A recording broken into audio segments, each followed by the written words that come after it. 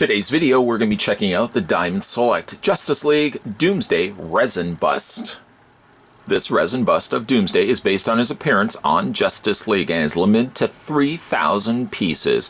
It's sculpted by Varner Studios. To figure out how tall the Doomsday bust is, we'll put the tape measure next to it.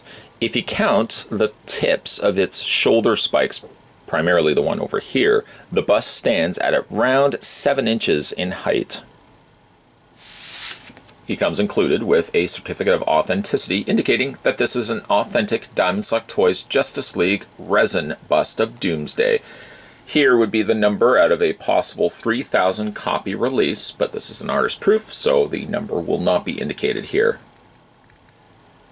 We go ahead and lift the statue. I want to point out the base here, which actually is rather interesting. Also interesting is all the additional styrofoam that stayed behind, but let's look at the base nonetheless. The base actually kind of looks like the Javelin from Justice League. You can see the side, basically these would be the parts that would rotate up, rotate down, the back fins of the Javelin jet. I think that's kind of cool that they've done that for the base. The base is a matte gray in color, and then on the underside you've got 4 felt feet, along with the manufactured Diamond Select Toys, made in China, and once again, your number out of 3,000 copies. Doomsday is a massive monster in the Justice League cartoon, only appearing in 2 episodes, the more famous one having the Justice Lords. But here I think it's a good representation here of how Doomsday appears in the cartoon. My only one criticism, I would say, is the shade of gray that they went with almost looks like it's closer to almost like a blue-based gray, where in the cartoon it seems a little bit more, slightly more grayish.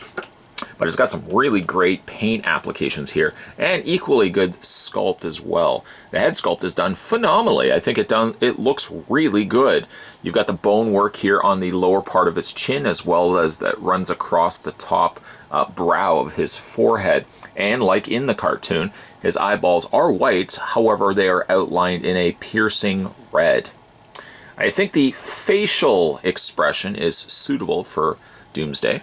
We spin the figure or statue around, and you've got the long cascading hair that runs over top of his very broad shoulders. And you can see again some of that additional stone kind of scaling work that they've done on the back of his torso. He's very muscular looking and also equals a very heavy statue. He's a little bit heavier than some of the other Diamond Select statues that we looked at here on this channel. Of course, this also being resin, this also can add for additional not only weight, but the cost of these statues, the bust ones, are a little bit more expensive because they're using resin as their medium rather than, say, a vinyl, for example. The pose in which Doomsday here is, you can see that it looks like he's pulling back for a maybe swinged punch. And then he's got the little spikes sticking at the protrusions sticking out from the knuckle areas of his hand. And some of that's kind of armorish sort of bones that are on the front of his torso carries over to the same as the fins on the sides, the spikes on the sides, and the spikes sticking out from his shoulders here. The coloring of the bones, I think, are accurate to the cartoon, and again, about the only thing I would say is slightly I would have changed differently to this particular bust is maybe the shade of gray that they went with. The gray here, I feel, again, comes across a little bit too blue, as opposed to being closer to gray. Spinning the bust around also, you get a slight hint of his green trunks. Very, very subtle, but I'm glad that they moved the bust further down. Of course, it allows for a broader, a broader pose of his arms, but I like that they also brought the bust slightly down from where the cutoff point was, just so you can get a little bit of the green, so it's not just all gray and this beige color. The green kind of gives some extra additional, much needed color here to the overall bust. At least of the villains, I'm glad that Doomsday eventually made it here to bust form, and I think Diamond Select did a really good job on the piece. The color on the gray seems like it could be slightly off. It seems even more off here, at least in the box artwork, but I think he does still have all the color palette options that he had in the cartoon itself. I like the offsetting colors of the grays with the beiges, and of course incorporating a little bit of the green trunks also adds some much needed color to this bust. He's got a really commanding presence, and I really overall like the sculpt of the figure. Even though Justice League unfortunately didn't handle Doomsday, in my opinion, as good as it could have been, I think Diamond Select, on the other hand, handled Doomsday a little bit better here in the resin bust treatment.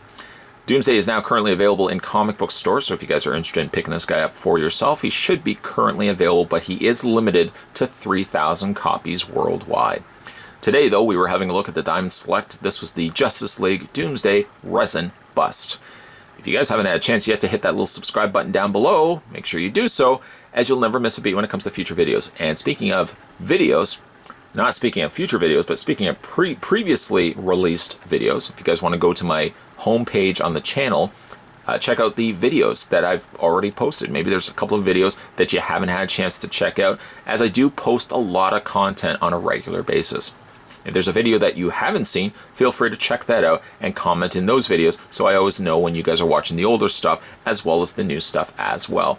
If you guys also want to check out Diamond Select's YouTube channel, I'll put the link down below in the video description here, so you guys can see a very quick peek at some of the future pieces that they've got planned, lined up, and about ready to release. So it's kind of a good way to kind of get a slight glimpse into what you will see in comic book stores shortly. As again, guys, thanks for watching as you always do. I'll see you next time.